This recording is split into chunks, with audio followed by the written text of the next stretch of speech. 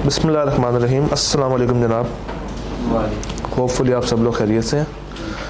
कल हम लोगों ने चैप्टर नंबर 1 कंप्लीट किया था और आपको मैंने कुछ सवाल दिए थे जाके जो कि आपने जाके सॉल्व वगैरह करने थे, वो किए कर लिए? कोई मसला आया? पक्की बात है। चैप्टर 1 एक दफ़ा सरसरी सा देख लेते हैं। पहले मुझे बताइए, किसी सवाल में स्टिल कोई मसला हो, सी लॉ के किसी सवाल में, किसी अटैम्प्ट में, मैं वो दोबारा से आपके सामने खोल दिया। कोई अगर मसला है तो मुझे बता दो। किसी सवाल में रैंडम में नहीं आना, जो स्पेसिफिक पॉइंट है सवाल का, कोई पार्ट समझ नहीं आ रहा, कोई बात समझ नहीं आ रही, कोई कॉन्सेप्ट समझ नहीं आ रहा, कुछ भी इस कंपनीज एक्ट के लाइन में अगर कोई सवाल है तो मुझे बताओ। ऑटम 11 पार्ट डी, क्या मसला क्या इसमें? ऑटम 11 का पार्ट डी, वसीम वाला नहीं, वॉलनट वाला। ठीक है, इसमें क्या मसला है? ये तो बड़ा आसान है, ये तो हमने कल 2 दफ़ा किया कि अपॉइंटमेंट हो रही है यहाँ पे और कुछ भी नहीं हो रहा, तो इसमें क्या इशू है? उसको ऑफ़र आई है अपॉइंट होने की, तो इसमें क्या इशू है? इशू क्या है इसमें?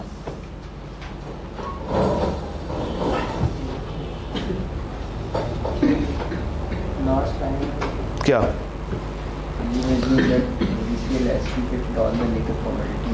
बस वो ये कहना चाह रहे हैं कि जिसको हमने निकाला है ना, वो जाने से पहले अपनी तमाम कार्रवाइयाँ पूरी करके गया है, यानी कि अनएथिकल रिमूवल नहीं है, लीगली उसको हमने साइड पे किया। तो इसमें और क्या कंसर्न है? डन। किसी और भाई को उस लिस्ट में से, इस लिस्ट में से कोई सवाल? स्प्रिंग, ये तो हमने कल किया नहीं किया होगा। स्प्रिंग 20 का पार्ट है कोई? क्या? राशिद करीम एंड कंपनी, देख लेते हैं। ये कल किया है यार, 2020 है ना? हाँ, तो कल तो किया है हमने। आप कल कहाँ पे थे? आप कल थे? मिस कर गया भाई, कोई बात नहीं, ये वीडियो आ जाएगी कल वाली। जो है वो कंसीडर करेंगे उसको? हाँ, सीईओ की बात कर रहे हो? हाँ करेंगे। तो उसकी अपॉइंटमेंट डायरेक्टर है बस, इंडिपेंडेंट, और एक और होता है नॉमिनी, वो एसोसिएट नहीं बनाता, दैट्स इट। डीम डायरेक्टर भी काउंट होगा। चलिए चैप्टर 2 पे आते हैं अब, अगर आपका 1 से कोई सवाल नहीं निकला तो। अच्छा, 2 की एक खासियत ये है कि इसमें 210 बहुत इंपॉर्टेंट है, 220 रिसेंटली ऐड हुआ और आईकैप ने यहाँ से भी क्राइमिंग बेस्ड सवाल ही पूछने हैं। और यहाँ पे तीसरा पोर्शन है जो कि इसका एथिक्स है, जो कि लिंक करता है चैप्टर नंबर 13 से, तो हम इसके ऊपर बाद में आएंगे। 210 के अंदर जो वो बातें कर रहा है, सबसे पहले वो कहता है कि जनाब प्री कंडीशंस क्या होती हैं, और आईकैप ने वो सवाल बहुत दफ़ा पूछा। अगर मैं आपके सामने रखूं तो यहाँ पे आपको मेजॉरिटी सवाल क्राइमिंग बेस्ड ही नज़र आ रहे होंगे। जैसे फॉर एग्जांपल डिस्कस करें प्री कंडीशंस को, यानी कि आपने यहाँ पे एग्जैक्ट कॉपी पेस्ट उठा के लिख देना। आप क्या स्टेप्स लेंगे इस चीज़ को इंश्योर करने के लिए कि प्री कंडीशंस हैं या नहीं है, इसे उल्टा करके लिख दें, और अगर नहीं है तो क्या करेंगे।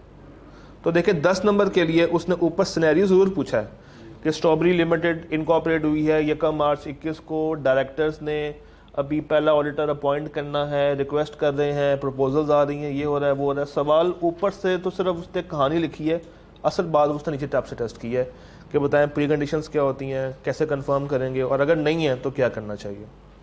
अच्छा, इस तरह का सवाल उसने बहुत दफ़ा पूछा। आपको इस तरह का सवाल कई दफ़ा देखने को मिलेगा। फॉर एग्जांपल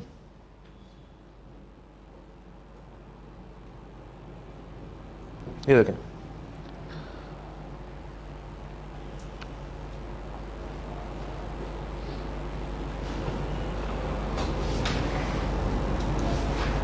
पढ़ने जरा।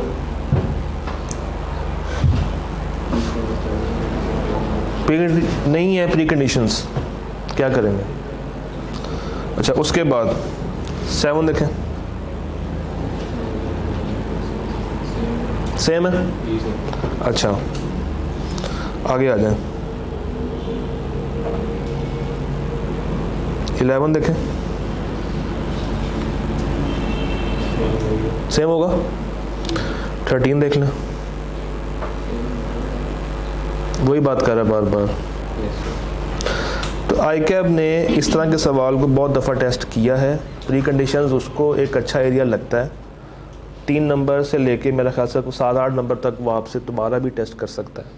रिसेंटली जो उसने टेस्ट किया ना, वो उसने चेंज इन टर्म्स को टेस्ट किया हुआ है। जो आपकी एग्जिस्टिंग टर्म्स है उसको रिवाइज करना है आपने, और क्या करेंगे कैसे करेंगे इसके ऊपर भी आते हैं।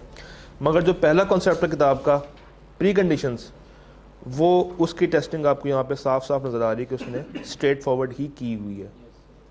अच्छा, उसके बाद एंगेजमेंट लेटर के कंटेंट्स किस किस को आते हैं? प्रिंसिपल वाले जो बेसिक 5 हैं, कौन कौन से हैं? स्कोप, ऑब्जेक्टिव और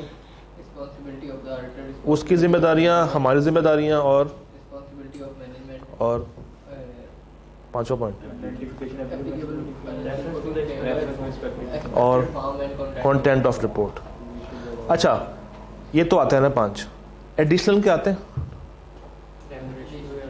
एडिशनल के ना कोई से 6 याद कर लें, सिर्फ 6। ICAP ने एक दफ़ा सवाल पूछा होगा, अभी देखते हैं। एक दफ़ा उसने ये सवाल पूछा हुआ है कि जनाब एडिशनल कंटेंट्स के ऊपर भी बात कर दें। जैसे फॉर एग्जांपल ऑटम 12 का सवाल है कि आपने इंपॉर्टेंट मैटर्स बताने जो कि आप इंक्लूड करेंगे एंगेजमेंट लेटर के अंदर। तो 6 ये तो वो मांग रहा है बेसिक वाले आपसे, ठीक है। अच्छा, उसके बाद ये देखें, स्टेट एनी 4 एडिशनल मैटर्स, ये उसने प्रिंसिपल से हट के बात की हुई है।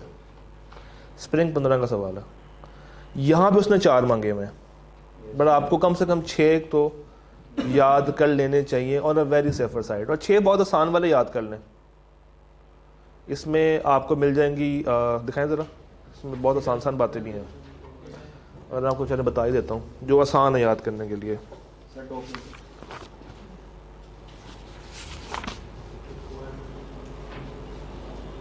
इनहेरेंट लिमिटेशंस और कंट्रोल्स वगैरह वाली बातें कि वो अनअवॉइडेबल होती है। रिप्रेजेंटेशन देगा, उसके बाद फ़ी वगैरह की बात आप कर सकते हैं, इंटरनल ऑडिटर की बात आप कर सकते हैं, रेमुनरेशन की बात कर सकते हैं, एक्सपर्ट की बात कर सकते हैं, सब्सिक्वेंट इवेंट्स की बात कर सकते हैं। तो ये जो 6-7 बातें हैं आप यहाँ पे लिख सकते हैं, कोई मसला इनमें नहीं होना चाहिए। अच्छा जी,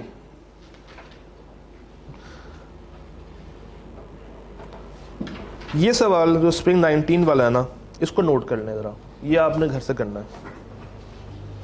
ये वाहिद सवाल है 210 की पूरी सीक्वेंस में जो कि लॉजिकल है, और मैं चाहता हूँ एक दफ़ा आप इस पर पहले खुद से हाथ साफ करें।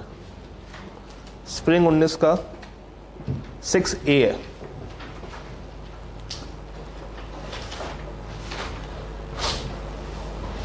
रुस्तम रईस।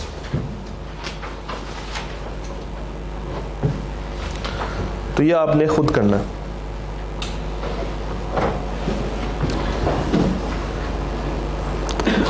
अच्छा जी, अब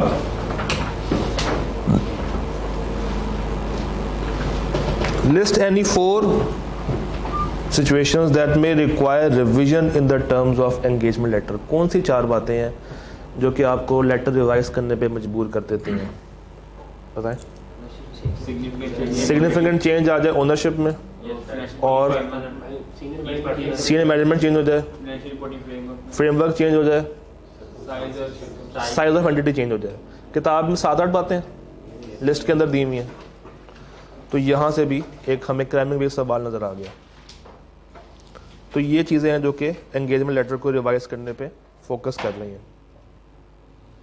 अच्छा जी, डिस्कस करें course of action when a client request to change the existing terms of audit engagement. Client ने आपसे रिक्वेस्ट की है कि जनाब लेटर नहीं, क्लाइंट आपसे कह रहा है कि टर्म्स चेंज कर दें, बताएं क्या करेंगे? आपका कोर्स ऑफ एक्शन क्या होना चाहिए? क्या आप उसकी बात सुनते साथ ही कहें ठीक है ओके चेंज कर देते हैं? नहीं, तो क्या करेंगे? जस्टिफिकेशन मांगेंगे और जेन्युइन। अच्छा, कैसे पता चलेगा कि चेंज जेन्युइन है? कैसे पता चलेगा? कैसे पता चलेगा कि ये चेंज वाकई में चेंज है? चले, एक सवाल आपसे पूछा जा रहा है कि जनाब ये बताइए कि उन्होंने आपसे रिक्वेस्ट की है कि टर्म चेंज कर दें, आपने ये बताना कि ये चेंज जेन्युइन है या नहीं है। सवाल है 6 नंबर का। मैनेजमेंट से इंक्वायर करेंगे, मैनेजमेंट ने कहना चाहिए कि जेन्युइन चेंज है। आप कैसे आइडेंटिफाई करेंगे कि वाकई में चेंज जेन्युइन है? रेगुलेशंस को देखेंगे कि नहीं करती। रेगुलेशंस कौन सी? हम 3 चीज़ें देखेंगे। अगर कंप्लायंस फ्रेमवर्क है तो लॉ, कंपनी लॉ की रेगुलेशन। अगर वो एप्लीकेबल फाइनेंशियल रिपोर्टिंग फ्रेमवर्क के मुताबिक है और मैनेजमेंट आपसे कह रही है कि जो आपने लेटर में बातें लिखी ना उसको चेंज कर दें, ड्यूरिंग ऑडिट कह रही है आपसे, क्या करेंगे? हम जस्टिफिकेशन मांगेंगे। जस्टिफिकेशन क्या मांगेंगे? तो हम जो सर्कमस्टेंस चेंज कह रहे हैं इस पे देखेंगे तो है भी कि नहीं हो। अगर मैनेजमेंट कह रही है कि इंफॉर्मेशन चेंज करनी है जो ये रेलेवेंट है, ये करेक्ट है, तो हम नहीं कंसीडर करेंगे। चलिए, कौन सी चेंजेस आपको जेन्युइन चेंजेस लगती हैं? सर्विस कोई प्रोवाइड करनी, सर्विस में चेंज आना होगी, और सर्विस और या स्कोप लिमिटेशन ना होगी, और ऑडिटर की स्कोप लिमिटेशन और ये वही लिस्ट है, ये वही लिस्ट है, ये वही लिस्ट है। साइज चेंज हो जाए, ओनरशिप चेंज हो जाए, लोग बदल जाएं, ये उसी लिस्ट की बात हो रही थी। ये वही चीज़ें हैं जो कि जेन्युइन चेंज को लिंक करती हैं। ये आपका जेन्युइन चेंज है। अगर इसके ऊपर वो लोग कह रहे हैं ना कि सर हमारी ओनरशिप बदल गई है, अब आप अपने कंटेंट्स को रिवाइज कर दें, नए लोग आ गए हैं, उनको नहीं पता कि पिछले वालों ने क्या चीज़ें एग्री की हुई थी, that is a genuine change. आपकी एंटिटी का स्कोप बढ़ गया, उन्होंने नया काम शुरू कर दिया, बंदे मज़ीद ऐड अप हो गए हैं। अब एग्जिस्टिंग टीम तो है ही है, आपको मज़ीद बंदे चाहिए, मज़ीद बंदे लेकर आएंगे, लेटर आपको रिवाइज करना पड़ जाएगा, जेन्युइन चेंज है। तो अगर वो जेन्युइन चेंज की बात करेगा ना, तो ये आपने उसी लिस्ट के पॉइंट्स में से चेक करना है कि ये वाकई में उन पॉइंट्स में से फॉल कर रहा है या नहीं कर रहा। डन? तो ये पॉइंट लिख लें। जैसे फॉर एग्जांपल ऑटम 15 का सवाल देखें जरा।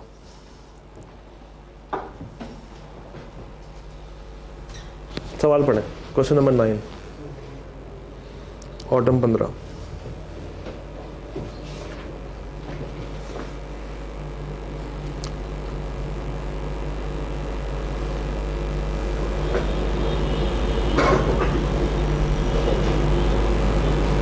आपकी फर्म को री अपॉइंट किया गया। अच्छा, री अपॉइंट किया गया मतलब यानी कि आप पिछली दफ़ा भी थे और इस दफ़ा भी हैं। अच्छा, कंपनी का नाम क्या है? Elegant limited. ईयर एंड क्या है? 15। और आप पिछले 5 साल से उसका ऑडिट कर रहे हैं, यानी कि करंट ईयर कौन सा होगा? 6ठा साल। ठीक है। How would you assess whether it is necessary to send an engagement letter to EL for the year ended 30 June 15? क्यों? Why no? अगर चेंज नहीं हुआ तो वो सवाल क्या कह रहा है? आप असेस कैसे करेंगे? क्या सवाल ने बताया कि चेंज हुआ है कुछ? नहीं, दोनों बातें करनी है। आप बताएंगे कि जनाब अगर तो इस लिस्ट में से कोई बात हो रही है, that is the genuine change, तो अब हमें वो लेटर भेजना पड़ेगा। और अगर इसमें से कोई ऐसी बात नहीं है, तो कोई जेन्युइन चेंज नहीं है, तो हम वो लेटर उनको फिर दोबारा से नहीं भेज रहे। अच्छा, state how would you proceed if EL request your firm to change certain terms of engagement? तो अब वो जस्टिफिकेशन वाली बातें आ जाएंगी, यानी कि उसने एक सवाल में 2 पुरानी बातें पूछ ली हैं। ये दोनों सवाल उसने पहले पूछे हुए हैं। उसने एक सवाल बनाया 9 नंबर का सवाल, और 9 नंबर के सवाल में उसने पुरानी सारी बातें आपसे टेस्ट कर ली। सवाल नंबर 10 पे पढ़ लें, यहाँ लगे हाथ पढ़े जरा।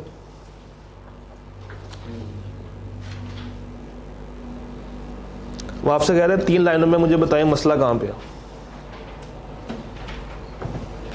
Management is only responsible for preparation of financial statements in accordance with the financial reporting framework. यहाँ पे रुक जाएं। क्या ये जिम्मेदारी सिर्फ मैनेजमेंट की है कि वो फाइनेंशियल स्टेटमेंट्स प्रिपेयर करे? क्या ये सिर्फ और सिर्फ एक ही जिम्मेदारी है? नहीं, और क्या है? चले, वो तो आ गया। और ऑर्डर को इंफॉर्मेशन प्रोवाइड करनी है, और डिटेक्शन ऑफ फ्रॉड करना है, और प्रिवेंशन ऑफ फ्रॉड करना है, गोइंग कंसर्न वाली बात, तो इसने क्या लिखा है कि मैनेजमेंट की सिर्फ जिम्मेदारी ये है कि आपने फाइनेंशियल स्टेटमेंट्स को प्रिपेयर करना है in accordance with the financial reporting framework और सच इंटरनल कंट्रोल्स, बस दैट्स इट। तो 3 नंबर के लिए आपने 3 उसकी मजीद बातें बतानी है। दोबारा बताएं, कौन कौन सी बताएंगे? गोइंग कंसर्न वाली बात, उसको तमाम डॉक्यूमेंटेशन प्रोवाइड करने वाली बात, और रिटर्न रिप्रेजेंटेशन वाली बात, फ्रॉड वाली बात तो खैर उसने एंड पे कर दी है, वहाँ पे डन हो गया।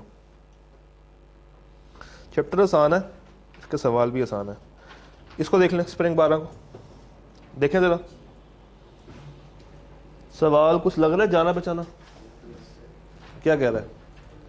List down the circumstances in which the management may request the auditor to change the terms. हाँ जी, सर्कमस्टांसेस वो पूछ रहा है कि कौन सी ऐसी हैं जिसमें मैनेजमेंट कह सकती है, वही लिस्ट।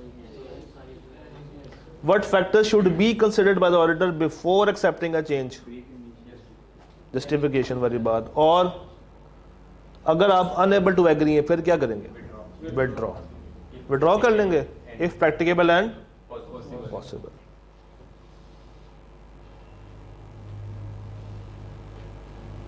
टू 10 हो गया। 210 कुछ बातों को बार बार रिपीट कर रहा है, ये आपसे मैंने कहा ये आपने करना, ठीक हो गया।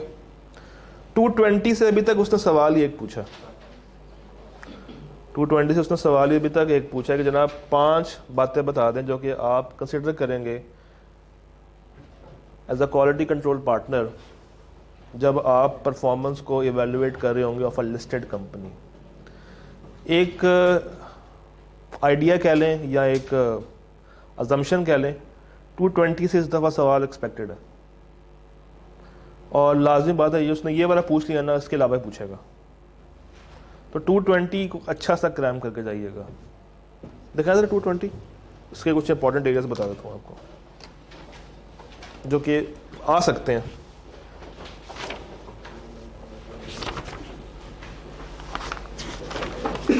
कहाँ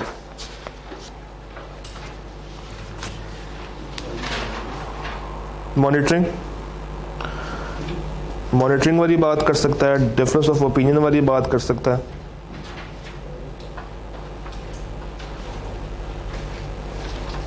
फाइव 5.1 जिनके पास आईके वाली किताब है या जिनके पास ये वाली किताब है उसका 5.1 एंगेजमेंट क्वालिटी कंट्रोल रिव्यू। उसमें से एक शॉर्ट चीज़ पूछी हुई है, कंप्लीट में पूछ सकता है। फॉर एग्जांपल एडिशनल रिक्वायरमेंट्स वो आ सकती हैं, मॉनिटरिंग कर सकता है टेस्ट। ये कुछ बातें हैं जो कि इम्पोर्टेंट है यहाँ से। तो 220 को आपने अच्छे से एक दफ़ा रिवाइज कर लेना है, क्रैम लाजमी कर लेना है, इम्पोर्टेंट है। सवाल यहाँ से आई कैप निकाल सकता है। मैंने पेन कहाँ रखा है? किताब में तो नहीं आगे पेन, देख लो ये। अच्छा जी, 210 से कोई सवाल आपके पास भी बुक है ना? देखें जरा, आपको कोई सवाल मुश्किल लग रहा हो उस रुस्तम रईस वाले के अलावा, 210 का कोई सवाल अगर आपको मुश्किल लग रहा हो मुझे बताइए। मैं सीक्वेंस सामने खोल देता हूँ आपको। स्टिल अगर कोई डाउट है तो 210 में से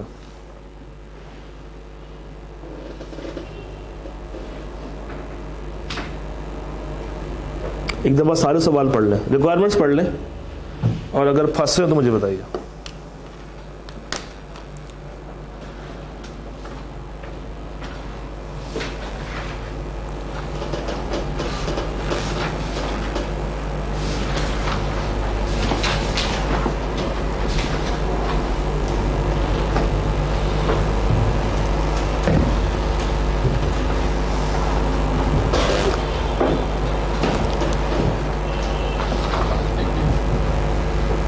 किसी के पास अगर बुक नहीं तो मुझे बता दे, मैं उसको दे देता हूँ। कोई है ऐसा बच्चा जो कि आपके पास है, शेयर कर रहे हो तो पहले बता दो यार। ये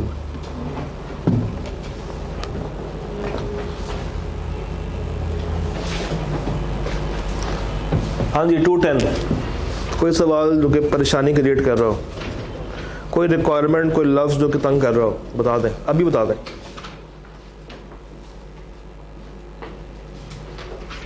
पंद्रह सवाल अब तक आके आपने पूछे और 15 के 15 ही रिपीट हो रहे हैं बार बार। असल सवाल बीच में से सिर्फ 3 है जो कि उसने 15 पे फैलाए हुए हैं। एक दफ़ा देख लें रिक्वायरमेंट्स और मुझे बताइए। स्प्रिंग 12 की सवाल नंबर कौन सा? 4।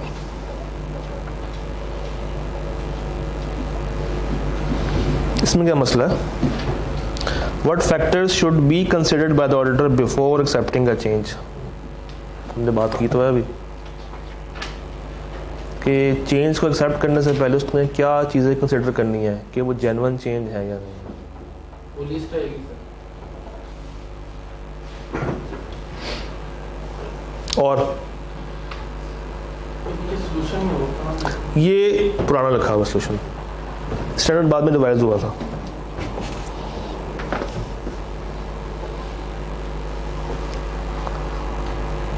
जो कल क्वेश्चन दिया था, हाँ, उसमें वो ट्रस्टीज वाला जो था, कौन सा वाला? ट्रस्टीज एक ट्रस्ट था, हाँ, तो उसका उस पर एंड पे करते हैं बात। मैंने पहले शुरू में मौका दिया था कि कोई सवाल, तब आप शायद नहीं थे क्लास में, अब उसको एंड पे ले जाएंगे। मुझे बताइए 210 से कोई सवाल? डन, चलें आगे निकलते हैं। 13 पे आते हैं।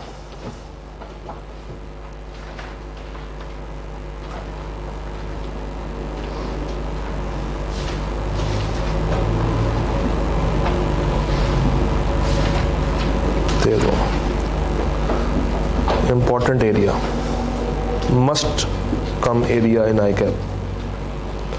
Chapter 13, case study regarding ethics or सिर्फ ethics. ओके, 21 सवाल है जनाब, 21 क्वेश्चंस। एक ऑप्शन ये कि हम पहले 18 से ऑनवर्ड्स करें और फिर मैं आपसे पूछूं कि रैंडमाइज करते हैं। एक ऑप्शन ये कि क्लास में जितने बच्चे बैठे हुए उनकी हर पसंद का एक सवाल कर लेते हैं। कितने बच्चे बैठे हैं? 3, 6, 9, 10, 11, 12, 13, 14। डन। पहले कौन आ रहा? पहले कौन पूछेगा? पहले कौन बताएगा? बताएं, यहाँ से बताइएगा, मुझे सवाल नंबर बताइएगा।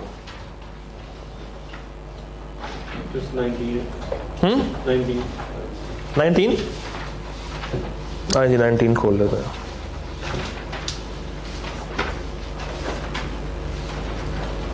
बारह नंबर। अच्छा, रिक्वायरमेंट ना इस तरह के सवालों की तकरीबन सेम है कि आपने थ्रेड्स बताने हैं और सेफगार्ड्स बताने हैं, और बीच में कभी कभी वो इवैल्यूएशन भी मांग लेता है। Identify the threads which may arise and evaluate their significance, also recommend the course of action or the mitigating actions which may be taken by your firm. Threats बता दें, evaluate कर दें और अपना course of action यानी के safeguards बता दें। आपको बना दिया गया है ethics and quality control manager in the firm और firm का नाम है HMB। The audit manager responsible for the audit of Phantom Limited FL has started the audit planning for FL and came across the following matters। यानी कि एक ही company की 4 बातें करेगा वो आगे। FISA was planned to the engagement supervisor, FISA was planned to be the engagement supervisor for the audit of FL. She has received an employment offer from FL। जहाँ पे audit करने जाना था वहीं से उसको जॉब की ऑफर आ गई है। She is considering not to accept the FL's employment offer। वो सोच रही है कि जनाब मैं ये ऑफर एक्सेप्ट ना करूं। चलें, अभी फिलहाल हम आखिरी लाइन को इग्नोर करते हैं। लेट्स सपोज सिर्फ उसको अभी ऑफर ही आई है, थ्रेट्स कौन से आएंगे? सेल्फ इंटरेस्ट आएगा और इंटिमिडेशन कैसे आएगा? नहीं, इंटिमिडेशन नहीं आ सकता। वो उस वक्त आया जब आप वहाँ पर नौकरी कर रहे हो, अभी तो आप खुद बाहर खड़े हुए हो, आपने क्लाइंट को ज्वाइन तो नहीं ना किया। अच्छा, सेल्फ इंटरेस्ट आ रहा है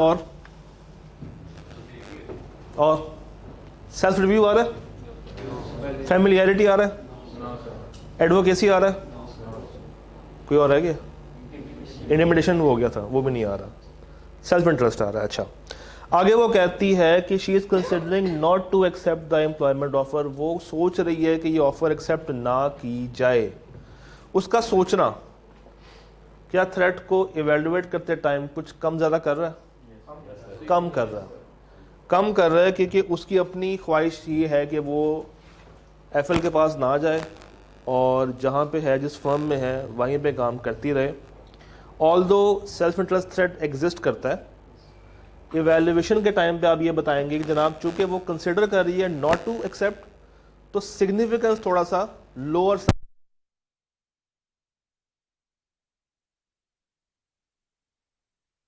लगा सकते हैं।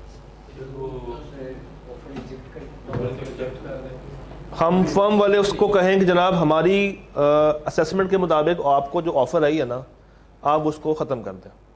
जैसे ही ऑफ़र ख़त्म हुई, थ्रेट भी ऑटोमेटिकली ख़त्म हो जाएगा। और अगर वो ऑडिट करने के लिए जा रही है और अभी सिर्फ सोच रही है नॉट टू एक्सेप्ट, रिजेक्ट नहीं किया, थ्रेट अभी भी है, उसके काम को रिव्यू करें, उसके काम को लाजमी रिव्यू किया जाए। और अगर बहुत ही कोई मजबूरी आ गई तो फिर टीम से बाहर निकाल दें, मगर वो तब होता है जब थ्रेट की सिग्निफिकेंस बहुत हाई हो। लो वाले पे आप उसका काम रिव्यू करवा रहे होते हैं। Part A done. कोई और मसला पार्ट 1 में से?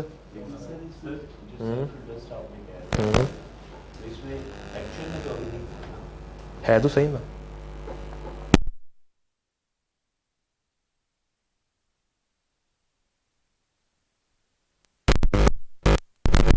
आप फर्म बैठे हुए ना, आपको ऑफर आई हुई है, पार्टनर के माइंड में होगा यार पता नहीं जाती है नहीं जाती है, उसको रखूं ना रखूं, राज आएंगे जाएंगे, एग्जिस्ट करता है। इंटिमिडेशन उस वक्त आएगा जब आप क्लाइंट के अंदर हो और आपका बॉस आपको जोर डाल रहा हो, आप पे प्रेशर डाल रहा हो।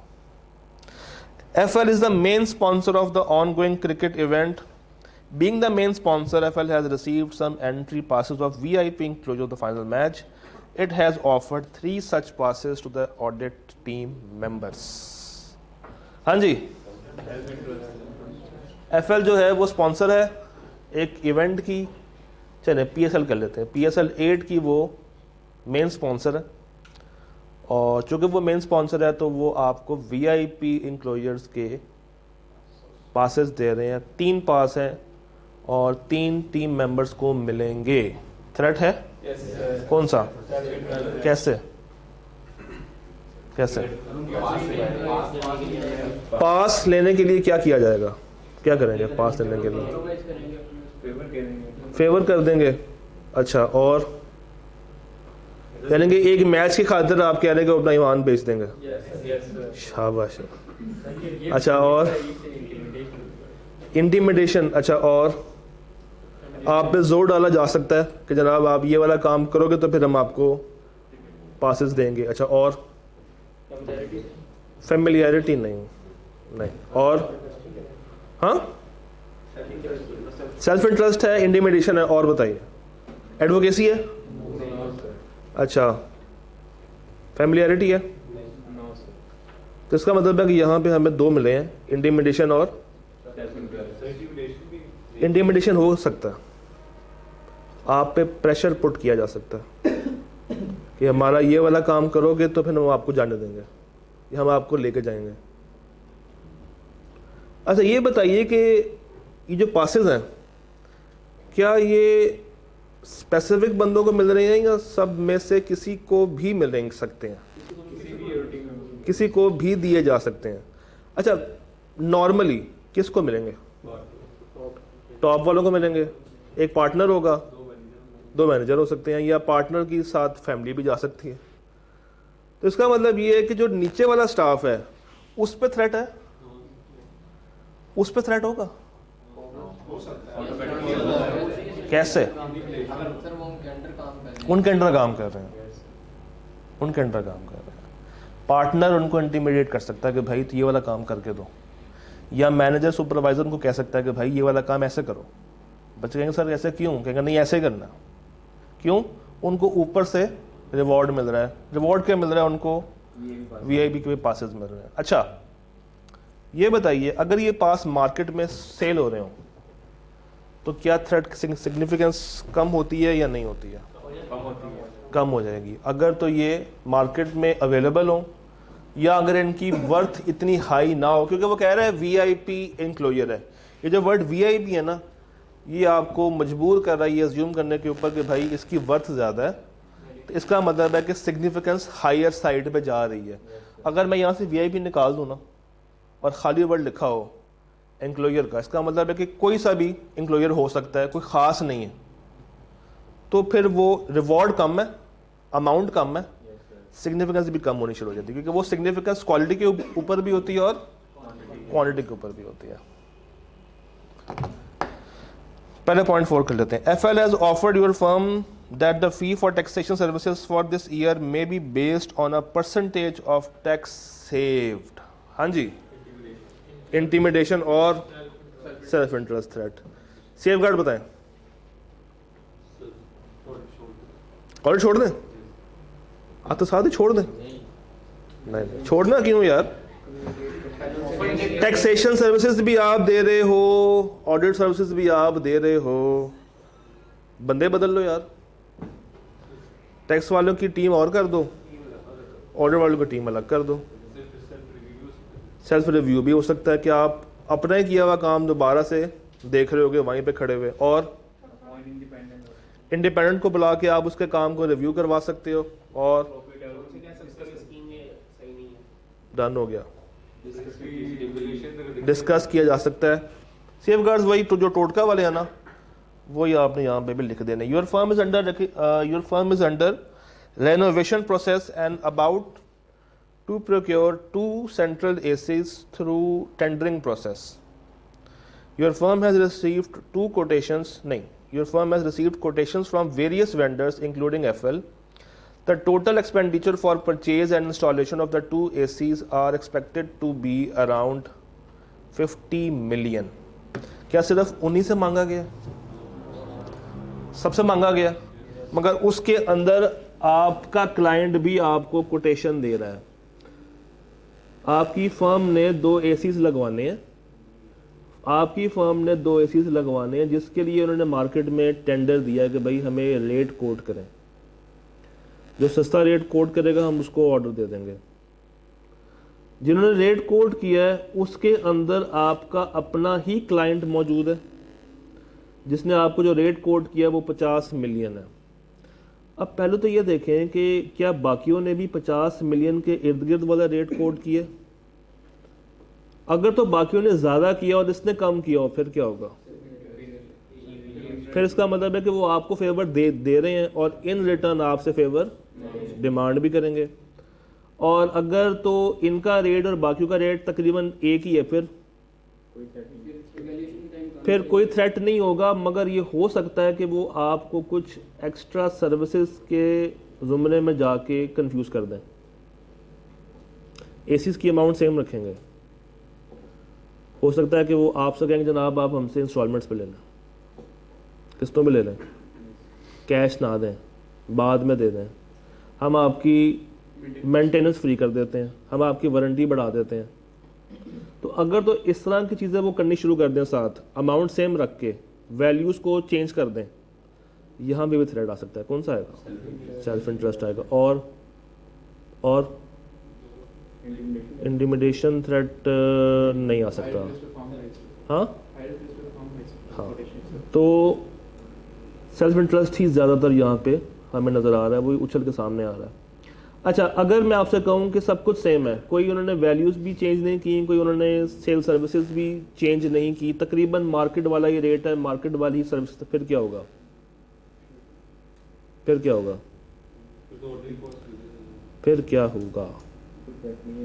फिर थ्रेड आपको नहीं है, बिल्कुल भी नहीं है, बिल्कुल भी नहीं है। सेल्फ इंटरेस्ट तो फिर भी है हल्का सा, हाँ। तो फिर अब आपको वहाँ पे उसको रिड्यूस करना पड़ेगा। तो उसकी इवैल्यूएशन करते टाइम आप कहोगे जनाब ये एग्जिस्ट करता है मगर बहुत माइनर सा है, बेहतर ये है कि हम मार्केट की कोटेशंस लें, इनकी कोटेशन को कंपेयर करें, जो सस्ता पड़ रहा है वहाँ से ले लें। डन? तो ये सवाल ऐसे मजे का है, इसको नोट कर लें, काम आएगा बात के अंदर बाद में भी। क्या दिखा दूं? हाँ मैं दिखाता हूँ। सवाल नंबर 19 था।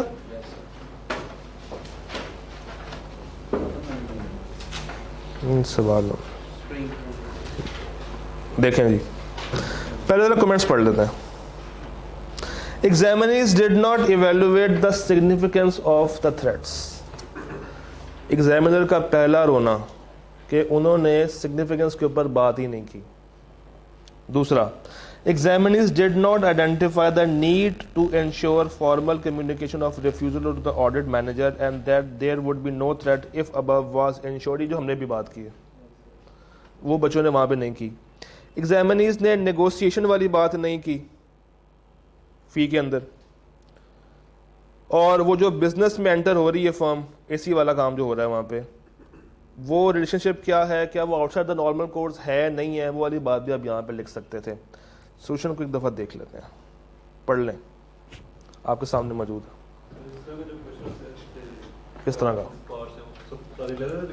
हाँ, बेहतर यही है कि आप उसको अलग पेज पे ही करें, अलग पार्ट बना के। रिक्वायरमेंट के मुताबिक सोल्यूशन को एक दफ़ा रीड कर लें। सवाल आपके पास मौजूद है।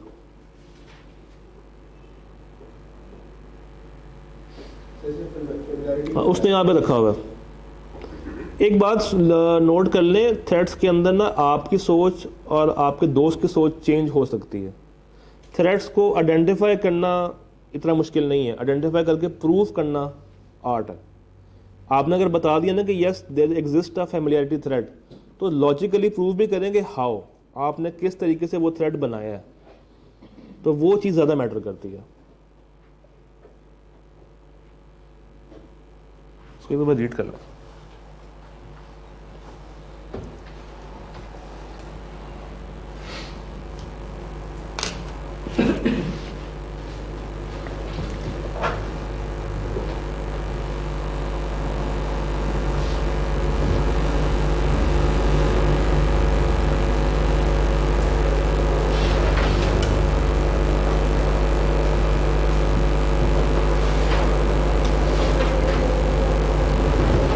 रीड कर लें, कुछ सवाल अगर है तो मुझे बताइए।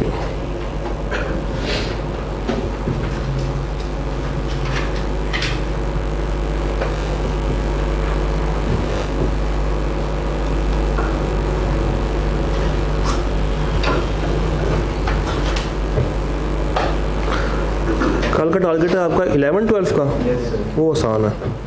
एक काम करते हैं, कल के टारगेट में ना मज़ीद चीज़ें भी ऐड कर लेते हैं। कोड ऑफ एथिक्स और कंपनीज एक्ट कल दोबारा से भी कर लेंगे, क्योंकि कल वाले सवाल आसान है, याद है बाद में। हाँ जी सर, इसका ये पूछना था कि बात सवाल होता है ना, बहुत ज़्यादा सिनेरियो में बहुत ज़्यादा लेंथी होते हैं आपके। अब ऑडिट में 1.8 वाला फार्मूला नहीं चलता, क्योंकि बहुत सवाल। हाँ, अक्सर नहीं चलता ऐसे ही। तो सर कोई और इफेक्टिव तरीका है इससे टाइम मैनेज करने का? लास्ट में बताऊँगा,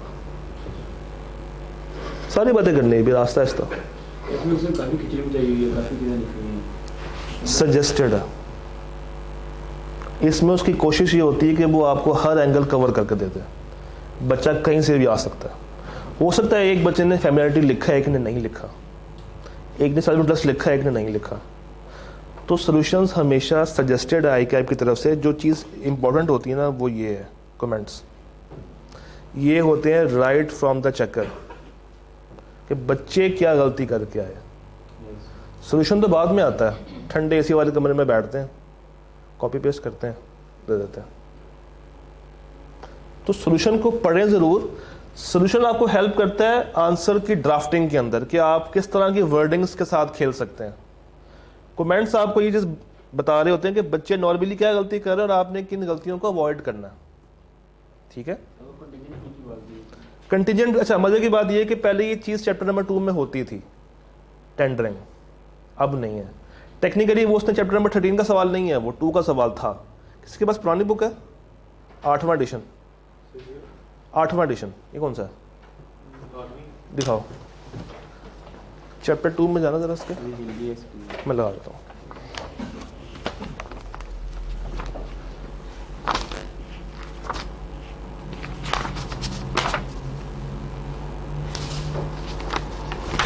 नहीं, इसमें नहीं, 7th में होगा। फिर पहले ये होता था, शामिल था, कोर्स का पार्ट था, टेंडरिंग और फी, रेफरल फी।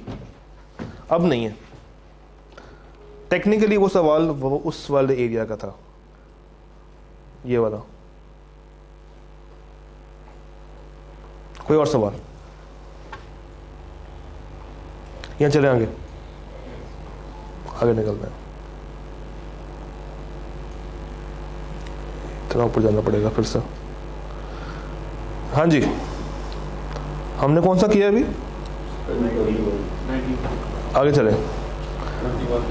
हाँ, 21 स्प्रिंग बारिश बारिश ने लेटेस्ट अटेम्प्ट पकड़ी।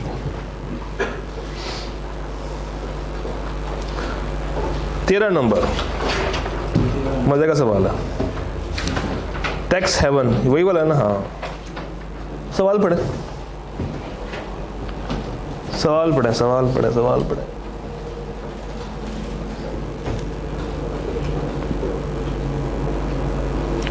इस सवाल की रिक्वायरमेंट मजे की है।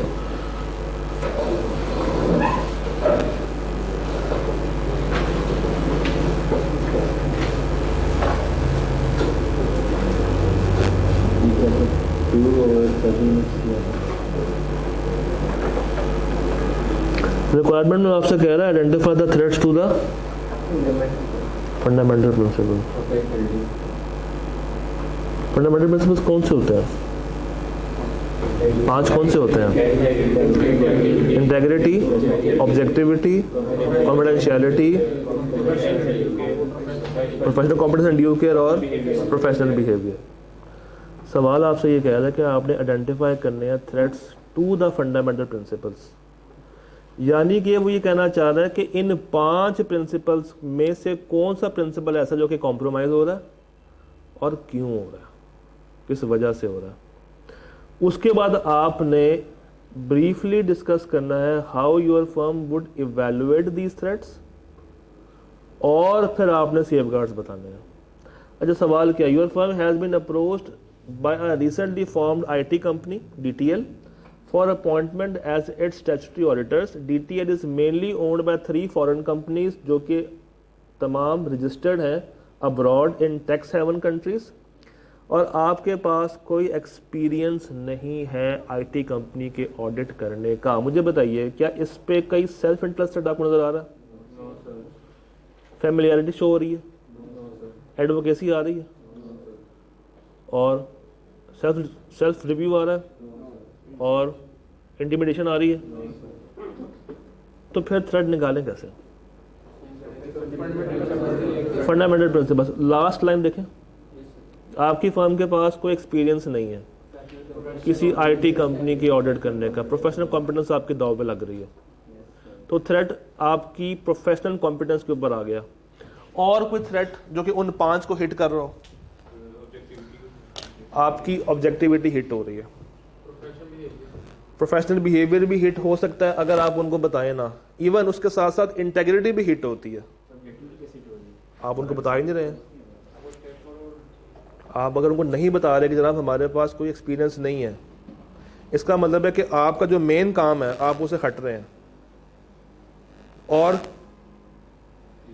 13 नंबर का सवाल था और सिर्फ 3 लाइनें हैं, और आपने थ्रेट्स भी बताने हैं, इवेलुएट भी करना है, सेफगार्ड भी बताने हैं। एक काम करें, इसको लिखें। कोई है पास कलम? लिखें जरा इसका आंसर,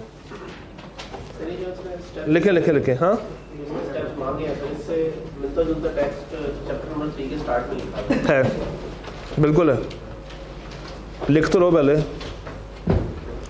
3 में भी है, 2 में भी है। वो 3 के स्टार्ट में से 2 के स्टार्ट में।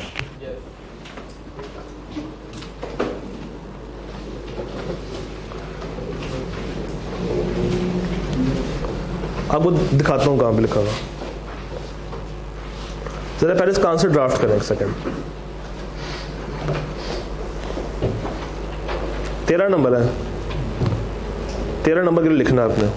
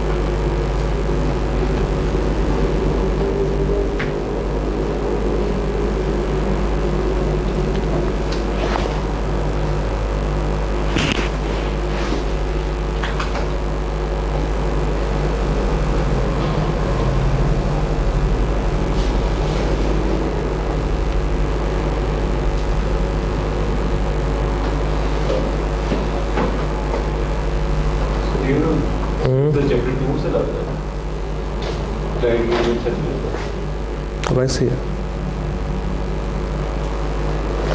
ये मिक्स है, मगर ज़्यादातर यहाँ पे क्लासीफाई करते हैं ना उसको।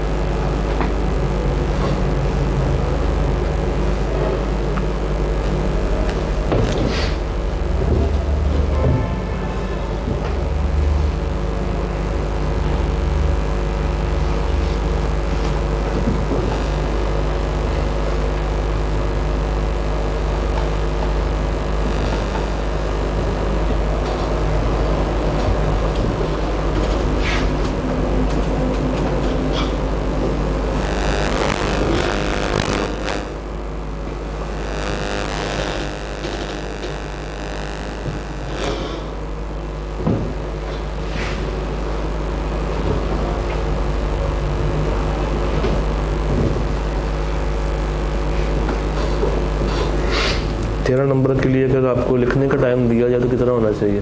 20 मिनट ज़्यादा हो जाएगा।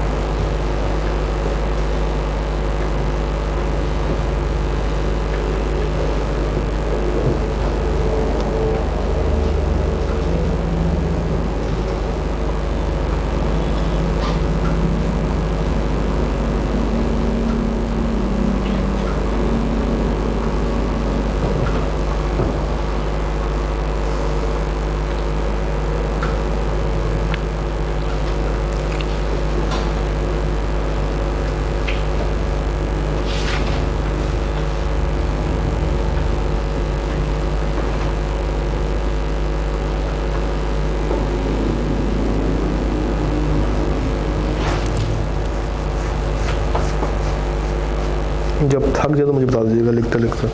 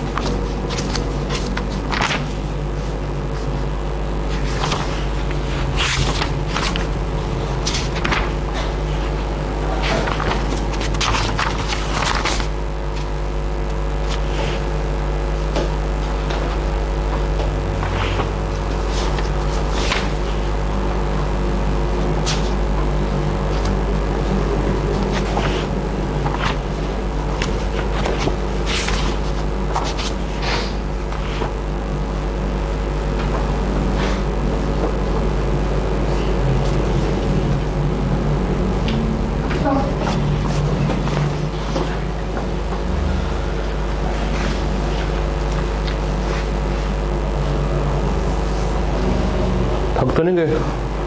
लिखते लिखते हाँ। वाली बात है इसका कौन सी वाली बात? कि ऑनलाइन फ्री फॉर कंपनीज इसका सर ऑडिट कोई लिंक बनता तो नहीं वैसे।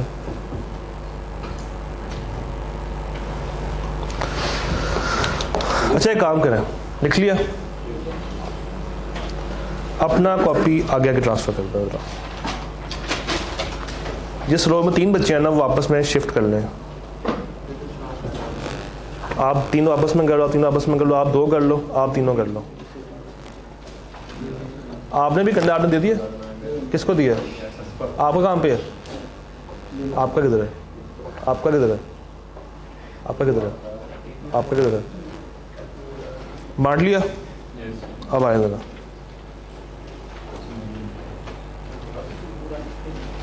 चले कोई नहीं, कोई बात नहीं, कोई बात नहीं, कोई बात नहीं, परेशान क्यों हो रहे हैं?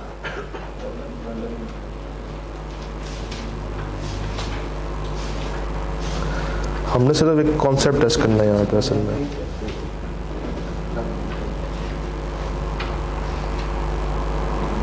आजा भाई आजा।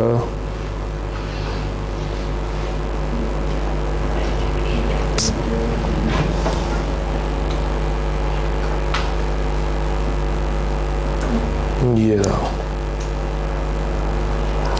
वो कहता है self interest threat to compliance with the principles of integrity और professional behaviour might be created as there may be questionable issues associated with the client's owners because of registration abroad in tax haven countries, illegal activities, dishonesty, questionable financial reporting, unethical behavior। ये पहले की जो line लिखी हुई है 3-4। अब एक काम करें, चैप्टर नंबर 2 में जाएं, उसका पहला पेज देखें। चैप्टर 2 का पहला पेज, और तलाश करें ये लाइनें कहाँ पे लिखी हुई हैं वहाँ पे। वो तो मुझे पता है, पहले पेज पे कहाँ पे लिखी हुई? पढ़े जरा।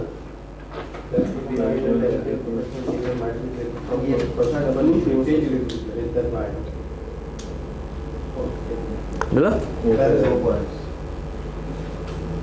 इस सवाल में जो चीज़ इंपॉर्टेंट थी वो ये थी कि उसने थ्रेड्स जो मांगे हैं ना वो नॉर्मल थ्रेड्स नहीं थे, उसने फंडामेंटल प्रिंसिपल्स के थ्रेड मांगे हैं, पहली चीज़। दूसरी जिस लिखी कहाँ पे हुई है 13 में नहीं है, वो 2 में है, और 2 में कहाँ पे मैंने आपको बता दिया।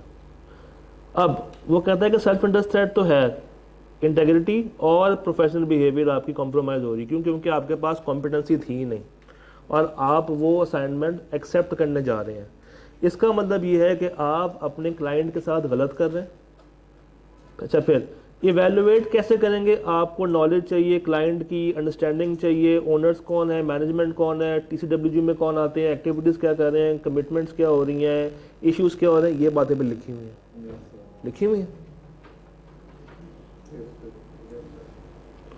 उसके बाद सेफगार्ड ज़रा पढ़े,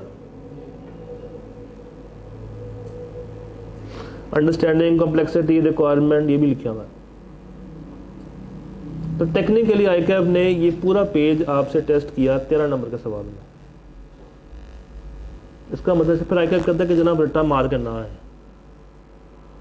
और ये सवाल रट्टे की एक अजीम मिसाल है। उसने सिर्फ एक सिनेरियो में घुमा के पूरा पेज टेस्ट किया आपसे। तो जो चीज़ आपने याद रखनी है वो ये कि अगर तो सवाल कह रहा है थ्रेड टू फंडामेंटल प्रिंसिपल, तो 13वें में नहीं जाना, 2 में आ जाना है। और अगर वो नॉर्मल थ्रेड्स पूछ रहा है तो फिर आप सेल्फ इंटरेस्ट इस तरह की बातें कर सकते हैं। अच्छा, यहाँ पे ये जो 5 बातें हैं फंडामेंटल प्रिंसिपल्स की, इनको जो थ्रेड हिट करता है ना वो सिर्फ सेल्फ इंटरेस्ट ही है और कोई नहीं है।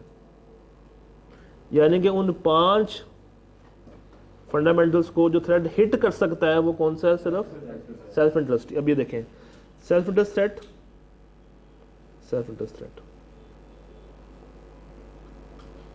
कॉम्पिटेंस को, ड्यू केयर को, और ऊपर इंटेग्रिटी को और प्रोफेशनल बिहेवियर को। अब जरा मुझे देख के बताइए किसने ये पॉइंट लिखा हुआ है जो आपने भी आपस में कॉपीज चेंज की हैं, आपने लिखा हुआ है। हाँ जी, चलो ये बता दें किसने पॉइंट मिस किया था।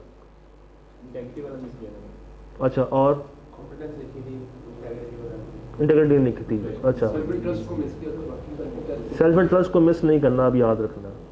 तो देखिए वो कह रहा है कि थ्रेट तो बताओ ना कौन सा है। थ्रेट है सेल्फ इंटरेस्ट, और ये वाहिद थ्रेट है जो कि उन फंडामेंटल्स को हिट कर रहा है या हिट कर सकता है। सोशल एक दफ़ा रीड कर लें, दोबारा से कर लें। सवाल मज़े का है, आपको पता होना चाहिए। वैसे मैंने ये सवाल देना था होमवर्क के लिए एंड के ऊपर, बस भाई ने कहा करवा दो, मैंने करवा दिया। हाँ, इसीलिए 47 पे भी क्या चीज़? इसीलिए 47 लॉजिक है, होता है ऐसे। अब बच्चों के माइंड में यही था ना कि जब थ्रेड उसने पूछे हैं, हम वही घिसे पिटे 5 थ्रेड्स बता देंगे, उसी के गिर्द खेल के फंडामेंटल्स, और 13 नंबर थे और सिर्फ 3 लाइनें हैं। तो उसने पूछा रटा है, बस उसको शक्ल दे दी है एक सिनेरियो की।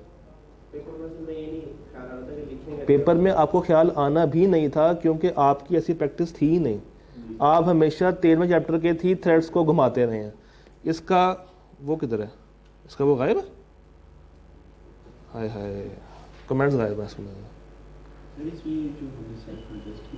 हाँ, देखो वो कह रहा है कि थ्रेट जो कि आपके फंडामेंटल्स को हिट कर रहा है, ये वाहिद थ्रेट है जो कि हिट कर सकता है हर जगह को, वो सेल्फ इंटरेस्ट है। आपका अपना ज़ाती मुफाद है, आप अपने वो वाला क्लाइंट पकड़ने जा रहे हैं जिसके बारे में आपको पता ही नहीं। आपको पैसे चाहिए, आपको काम चाहिए, आपको नाम बनाना है, तो आप एक ऐसा क्लाइंट पकड़ रहे हो जिसके बारे में आपको नॉलेज नहीं है, और जिस एरिया में वो काम कर रहा है उस एरिया की जो आप कह लें कि जो रेगुलेशंस हैं आपको वो भी नहीं पता। तो सेल्फ इंटरेस्ट तो है। फैमिलियरिटी नहीं आ सकता, रिव्यू नहीं आ सकता, इंटिमिडेशन नहीं आ सकता, कोई नहीं आ सकता, एडवोकेसी नहीं आ सकता, सिर्फ सेल्फ इंटरेस्ट ही आएगा यहाँ पे हर जगह पे। ये वाहिद थ्रेट है जो कि उन फंडामेंटल्स को कॉम्प्रोमाइज़ कर देता है। अच्छा, कभी कभी ना वो आपकी इंडिपेंडेंस भी चेक कर रहा होता है इन सवालों के अंदर, उसमें भी याद रखिएगा हमेशा सेल्फ इंटरेस्ट थ्रेट ही आपकी इंडिपेंडेंस को कॉम्प्रोमाइज़ कर रहा होता है। वापस आते हैं, वापस घूमते घुमाते। जनाब अटेम्प्ट बताइए।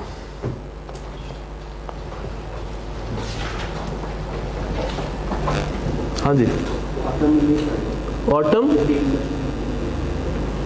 कोई खास रीज़न? वाह, सब कईयों में 5-5 भी हैं। ऑटम 19 का 15वां।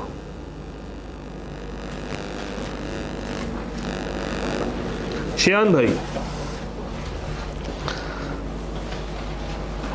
Shayan has recently been hired as the audit manager in the firm of chartered accountants, which is the auditor of Python Limited. Shayan previously served in PL for 3 years, यानी कि 3 साल उसने पहले काम किया है, और अब वो आके एक फर्म को ज्वाइन करने जा रहा है एज ऑडिट मैनेजर। फर्म भी शहजादी है। फर्म कहती है कि जनाब हमने शयान को ही उसी जगह पे भेजना है जहाँ से वो अभी अपनी नौकरी छोड़ गया है। आइडेंटिफाई करें थ्रेट्स, सिग्निफिकेंस और सेफगार्ड्स बताएं 2 अदर सिनेरियोज में, यानी कि 2 डिफरेंट केसेस हैं। शयान की रेजिग्नेशन 30 जून 19 को हो रही है, तब क्या होगा, और अगर उसको 30 जून 18 पे वो रिज़ाइन कर रहा है तो क्या होगा, बताइए। अपॉइंटमेंट कब हो रही है? 31 अगस्त को जाना है। अगर वो जून में छोड़ के आ रहा है, अगर वो जून में छोड़ के आ रहा है तो उसका मतलब है कि वो कोई ना कोई काम शाम किया वो छोड़ के आएगा, तो सेल्फ रिव्यू आ सकता है, और फैमिलियरिटी और इंटिमिडेशन हो सकती है, और सेल्फ इंटरेस्ट भी हो सकता है, और एडवोकेसी छोड़ के सारे हो सकते हैं। एडवोकेसी छोड़ के, अच्छा अगर वो छोड़ के आया 30 जून 18 को, हो सकती है छोड़ आया ना, क्या वो लोगों को जानता है, जान पहचान है, फैमिलियरिटी है, थोड़ा बहुत वो आप पे रोब डाल सकते हैं फिर भी कि भाई तुम इमोशनल ब्लैकमेल जिस तरह होता है, लॉजिक है, लिख सकते हैं, प्रूफ कर सकते हैं तो कर दें। मैं वही कह रहा हूँ, लिख सकते हैं, प्रूव कर सकते हैं तो लिख दें। इंटीमिडेशन है बहुत नीचे करके है, कम, हाँ। फैमिलियरिटी बहुत हाई है, इंटरेस्ट बहुत हाई है। अच्छा, अगर वो 30 जून 18 में छोड़ के आया फिर क्या होगा? क्या सेल्फ रिव्यू आएगा? क्यों? क्या सेल्फ रिव्यू? अगर वो 30 जून 18 को छोड़ के आया और अब आप जा रहे हैं 31 अगस्त 19 को, साल से ऊपर हो गया, यानी कि पिछले साल का ऑडिट हुआ होगा, उसमें उसका काम इस्तेमाल हुआ होगा, उसके बाद उसने उसके बाद कोई काम किया उसने, तो सेल्फ रिव्यू खत्म हो गया। अब सेल्फ रिव्यू और एडवोकेसी और इंटिमिडेशन को छोड़ के बाकी दो आ रहे होंगे, फैमिलियरिटी और सेल्फ इंटरेस्ट आ रहा होगा। See, you are the manager on the audit of Dolphin for the year ending 31 December 19। Client has requested you to send an audit trainee on secondment for October and November to assist the CFO भाई साहब as one of the key staff members of the accounting team has resigned. Identify करें threats और बताएं appropriate safeguards। ये मुझे answer करेंगे आप। Part सी, क्या हो रहा है सवाल में?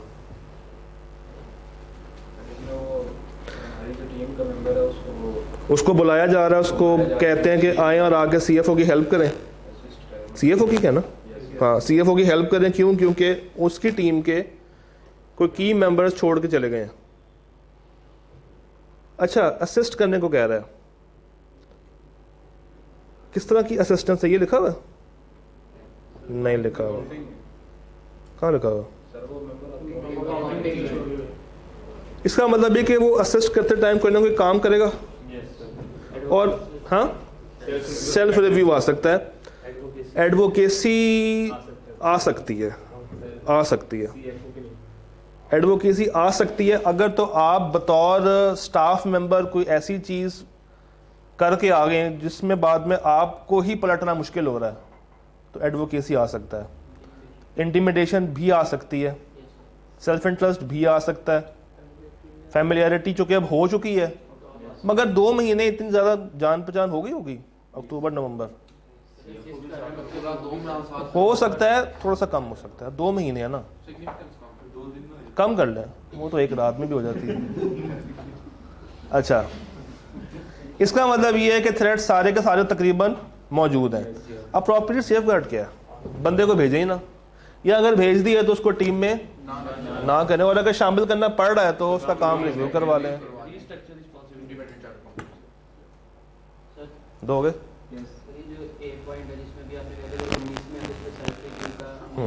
नहीं है, उसमें है, नीचे वाले पे नहीं है। 19 पे है, 18 पे नहीं है। 1 साल पीछे जा गया हुआ और उस साल का ऑडिट भी हो गया होगा। उसके कैरेक्टर यहाँ प्लॉट डाउन आ रहे होंगे, प्लॉट डाउन पे ऑडिटर कोई क्वेश्चन करेगा तो वो कहेंगे कि आपकी पिछली फाइनेंशियल स्टेटमेंट जब आप काम करते हो सकता है। अच्छा पॉइंट है, ओपनिंग बैलेंसेस वाला पॉइंट अच्छा है, तो लिख सकते हो, अगर इस तरह प्रूव कर सकते हो। अब अगेन ये सोच का फर्क है, आपकी सोच में आ गया, शायद आपकी पीछे वाले की सोच में ना आया हो। तो थ्रेट्स के अंदर आपके पास मार्जिन होता है। बात वही है, थ्रेट लिखना बहादुरी नहीं है, लॉजिकली प्रूव करना बहादुरी है कि आप किस तरीके से वो थ्रेट प्रॉपर उसको जस्टिफाई कर रहे हो। हाँ जी, लेकिन ओपनिंग को तो हम रिस्पांसिबल नहीं है वेरीफाई करने के, वो तो पिछला रिव्यू तो करते हैं, होते हैं, हमें रिव्यू करना पड़ता है। चैप्टर नंबर 3 में लिखा हुआ कहीं नहीं, वो तो मतलब पिछला ऑडिट। असल में मैं बताता हूँ, ओपनिंग बैलेंस का स्टैंडर्ड आपके कोर्स में नहीं है। असल में आप कुछ हद तक रिस्पॉन्सिबल होते हो ओपनिंग बैलेंस की वेरिफिकेशन में, वो स्टैंडर्ड आपके कोर्स में नहीं है। 510 एक सवाल और कर लेते हैं, बाकी फिर हम एक सवाल और कर लेते हैं यार। स्प्रिंग कोई ऊपर से भी आ जाओ यार। 11, 12, 13, 14, 15, 16 में से कोई सवाल नहीं करना सर। स्प्रिंग 19 आपका हुक्म। अब आप लेट हो गए। 14वां किसने कहा था ये सवाल अच्छा है? कौन था? पीछे से सवाल। हाँ जी, काफी पीछे से आप हमें बताएंगे इसमें क्या हो रहा है। हाँ, अच्छा पढ़े तो सही।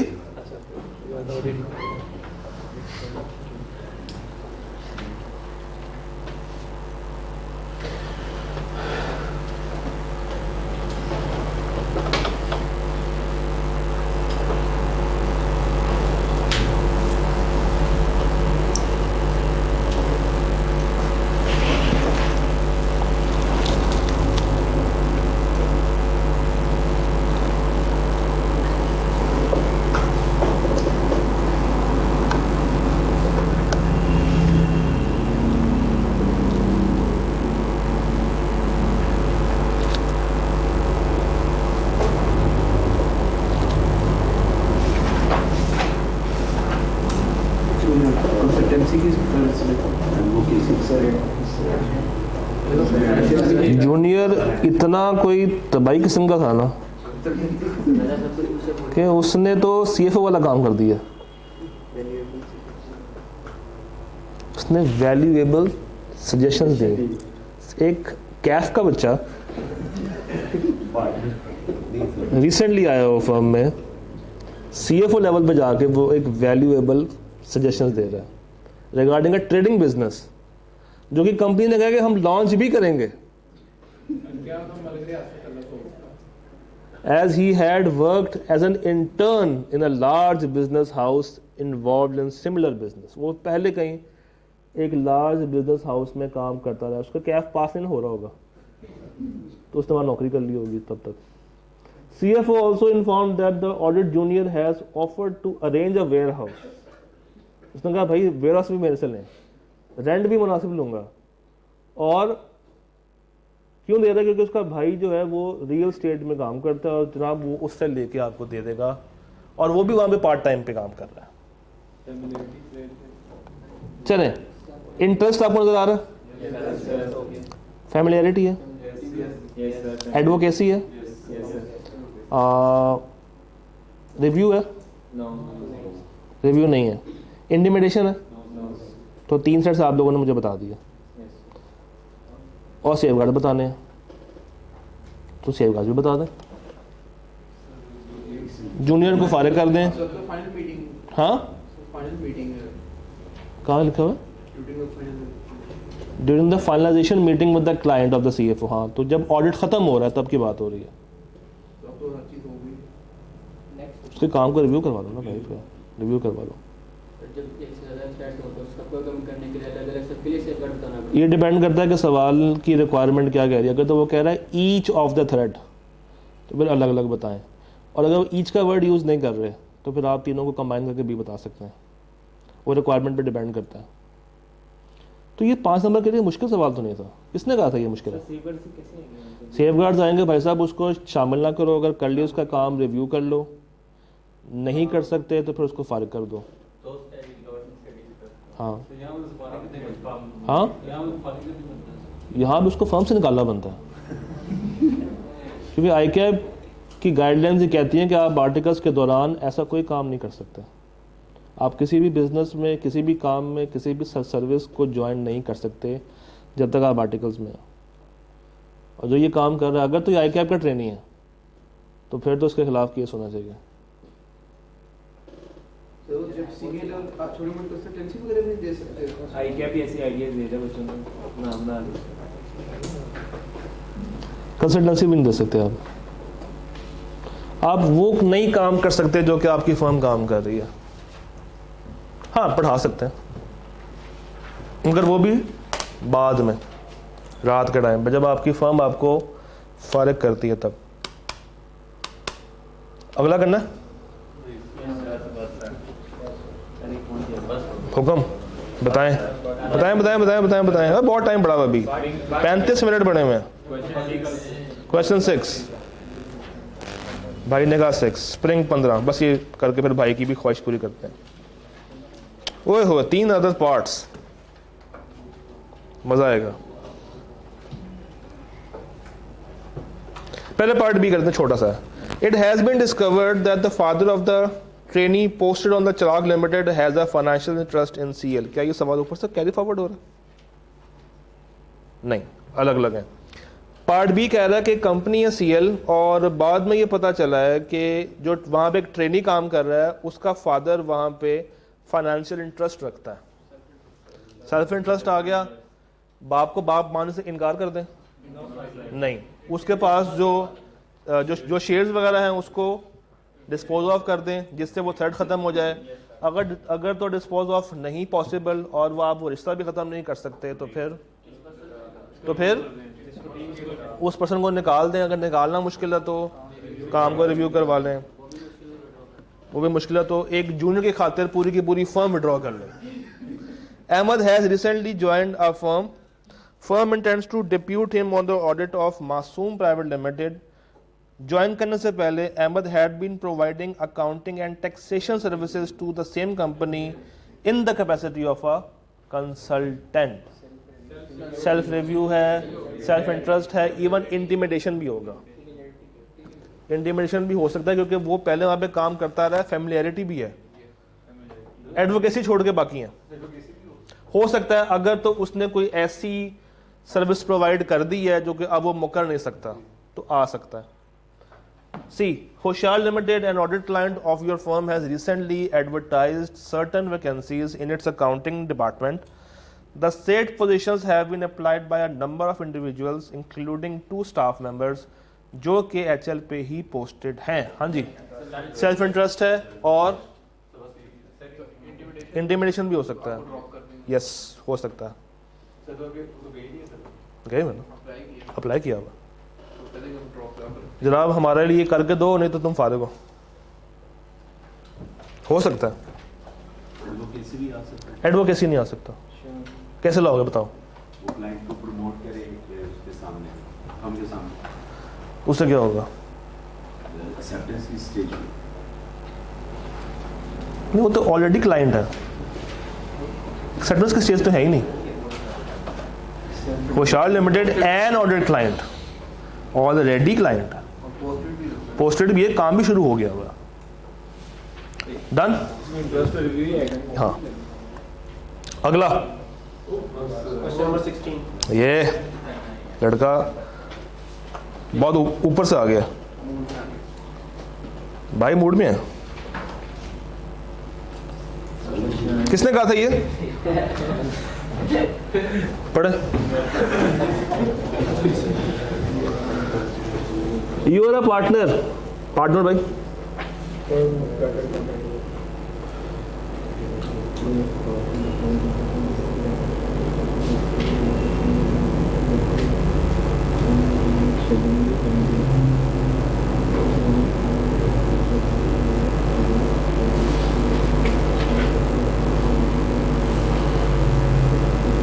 चलिए मैं आसान कर देता हूँ, रिक्वायरमेंट पहले पढ़ना।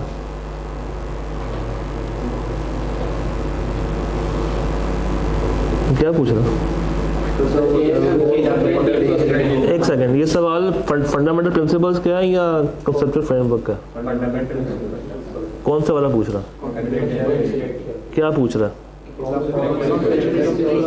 कितने पॉइंट्स होते हैं? मार्क्स कितने हैं? तो लिख दो। फ्रेमिंग सवाल है ये, पार्ट बी आ जाए। ये सवाल 8 नंबर का।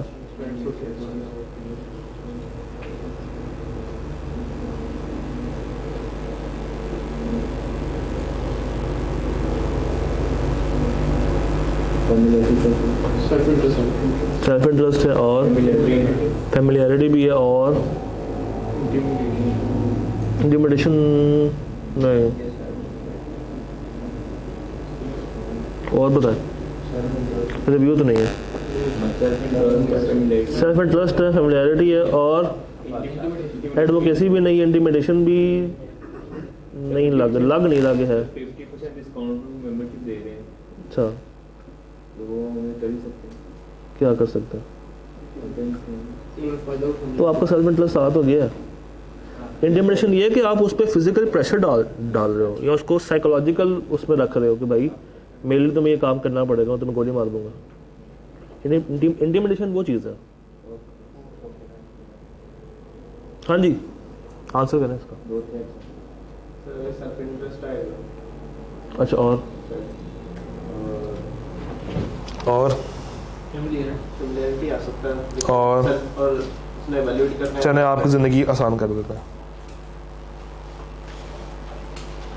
क्यों परेशान हो रहे हो? बस मुझे मिल जाए सही। ये ले, वो कहता है कि जनाब क्लोज फ्रेंडशिप हो गई थी आपकी तो फैमिलियरिटी तो है, ठीक हो गया, और साथ साथ आपका इंटरेस्ट भी डेवलप हो रहा है तो सेल्फ इंटरेस्ट भी है। सेफगार्ड्स क्या हैं? अपनी रिस्पॉन्सिबिलिटीज़ को अपने हद तक महदूद रखें, काम को रिव्यू करवा लें, उस बंदे को फारिग कर दें। अगर तो वो आपको मेंबरशिप दे रहे हैं रिड्यूस्ड रेट्स के ऊपर और अब वो रिड्यूस्ड रेट बाकियों पे एप्लीकेबल नहीं है, तो इसका मतलब है कि सेल्फ इंटरेस्ट भी आ जाएगा आपकी लाइफ में। अब देखें यहाँ पे उसने 2 अलग अलग कर दी, फैमिलियरिटी का अलग बताया और इंटरेस्ट का अलग सेफ गार्ड बता रहा, उसको भी एक दफ़ा रीड कर लें फिर। क्या कहाँ बनाया उसने इंटिमिडेशन? मे ऑल्सो अराइज, वो भी हम जब कहते हैं ना कि है नहीं है, तो उसने भी ये कहा कि मे ऑल्सो अराइज, हो सकता है। तो अगर ये ना भी लिखा हुआ पॉइंट तो कोई मसला नहीं है। और उसने उसको जोड़ भी दिया है, उसके अलग से नहीं बताया उसने सेफ गार्ड्स। हाँ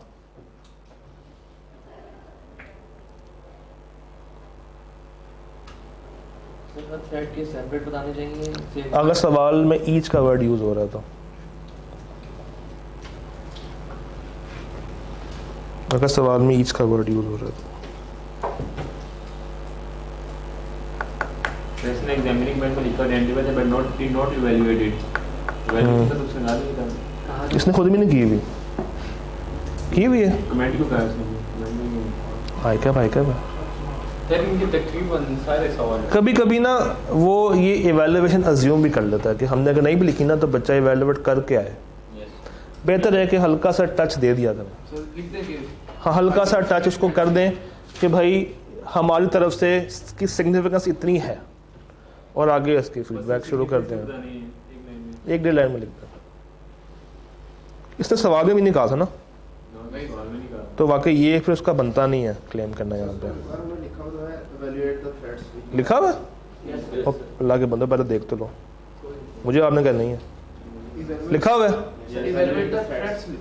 तो बस फिर तो है, जस्टिस मैंने की नहीं, सजेस्टेड है ना, तो कोई बात नहीं, हो जाता है। आई कैप भी गलतियाँ, वो इंसान है यार, गलतियाँ कर लेते हैं इंसान, तो वो भी हैं। क्या करते हैं? एवेल्युएट करेंगे सिनेरियो देख के।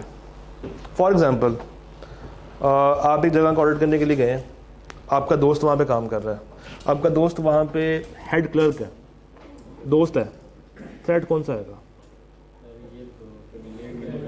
सिग्निफिकेंस कितनी होगी? बहुत कम होगी। आपका वही दोस्त सीएफओ लगा हुआ है,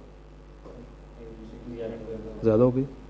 अच्छा, आपके फादर वहाँ पे काम कर रहे हैं एज अ मार्केटिंग मैनेजर, ज़्यादा होगी या कम होगी? मार्केटिंग मैनेजर है मगर अकाउंट से बहुत दूर है, तो एग्जिस्टेंस है मगर लोअर साइड पे है। और अगर वो फाइनेंस कंट्रोलर है फिर ज़्यादा होगी। तो ये सवाल पे डिपेंड करेगा कि सवाल किस एंगल पे जा रहा है, उसके मुताबिक आपने देखना है कि अब जैसे वो सवाल था कि वो कंसिडर नहीं कर रही कि वो उसकी ऑफ़र को कबूल करे, तो इसका मतलब एग्जिस्ट करता है मगर उसकी सिग्निफिकेंस लो साइड पे थी। तो ये सवाल आपको बताएगा कि इसको किस तरफ लेके जाना है हमने। इसका कोई हार्ड एंड फास्ट रूल नहीं है। और कोई सवाल? इसको फिर कल जोड़ते हैं मज़ीद, इसको कंपनीज एक्ट को और 11-12 को कल जोड़ते हैं 11-12 के साथ और मज़ीद बातें करते हैं। ठीक है जी, अल्लाह दे वाले।